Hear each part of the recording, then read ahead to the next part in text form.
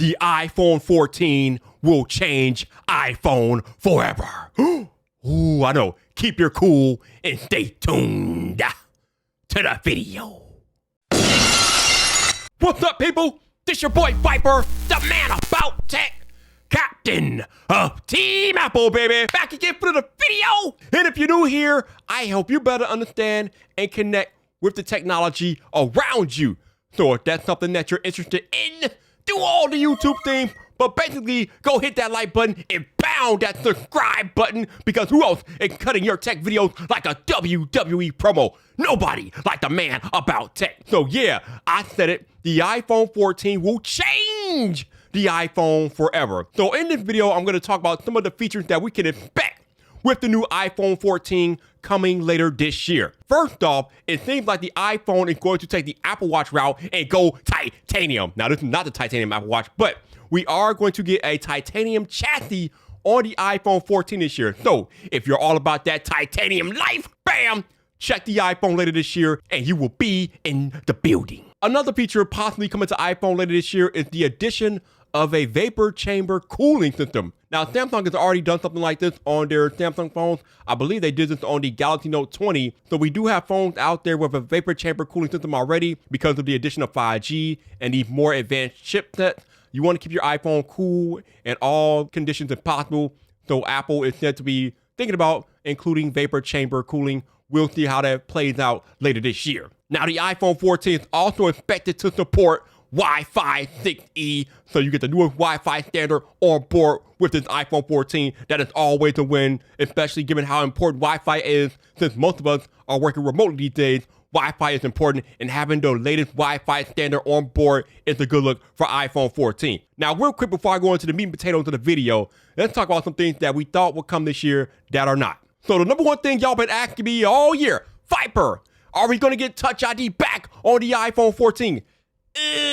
Nope, sorry. However, it has been rumored by Min Chi Kuo that an in-display Touch ID fingerprint sensor could come to iPhone in 2023. So, if you were hoping for a return to that Touch ID life, which I know a lot of us are, hold out one more year, and with the 2023 iPhones, we'll probably get an in-display Touch ID fingerprint sensor. Also, as much as people are loving foldables this year, I don't believe we're going to get any foldable iPhones this year. I know there's been a lot of rumors about Apple possibly working on one, but we haven't heard anything too much about maybe when it's going to come. So not this year, probably maybe 2024, 2025, if we're lucky, but nothing on the cards this year. One of the biggest rumors, though, about iPhone this year have been whether or not Apple will go portless this year. Now, there's been a lot of rumbling because y'all know I am not a fan of the Lightning port. I want USB Type-C, but we've also been talking about maybe iPhone going portless. Now, I know John Prosser had rumored like a year ago or so that there will be at least one portless iPhone this year. I haven't heard anything about that this year.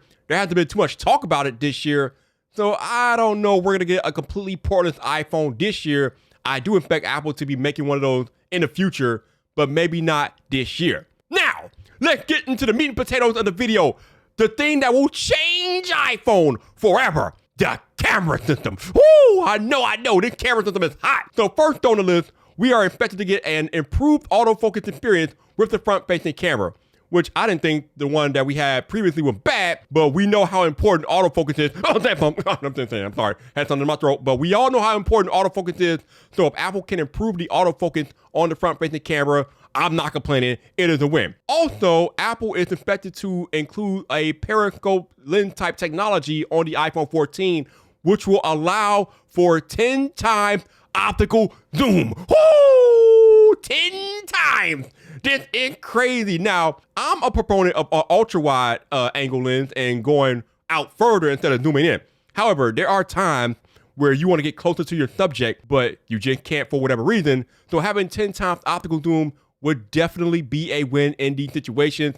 And it's long past time that iPhone included a better telephoto lens. So this would be major for iPhone this year. But the big brouhaha about the iPhone camera system this year is that the iPhone is expected to come with a 48 megapixel wide angle lens. Woo! Ooh! Now I know what you Android fanboys are gonna say. Viper, Android already did that with the S21 Ultra, blah blah blah blah blah. I'm sorry. May I remind you that both me and Marques Brownlee gave the Smartphone Camera System of the Year award to iPhone 13 last year, right? So it stands to reason that if the iPhone 13 Pro and Pro Max or whatever had the best camera system last year without this system, it stands to reason that the addition of this 48 megapixel lens on iPhone 14 could potentially blow Android camera system out of the water. I know, it hurts, it burns!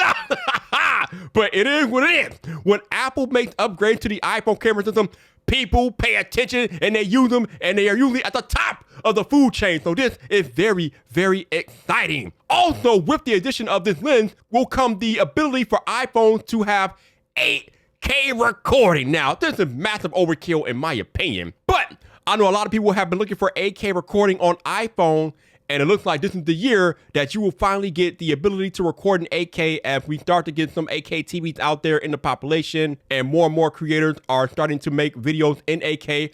Marques, I see you. But finally with iPhones, 8K recording will be a thing in 2022. I know it's Android people. Viper, we already had 8K. Calm down. We got to catch up. Calm down. Now, some of y'all are probably wondering when can we have this new iPhone, and if history is any indication, it will be available in September of this year. So we got to wait a few more months, but you know how time flies. So it'll be September before you know it, and you'll get a chance to have your hands on the new iPhone 14. In my last video, I talked about how the iPhone 14 will also get rid of the notch. If you want to know more about that, bam, hit that video right there and come back for more.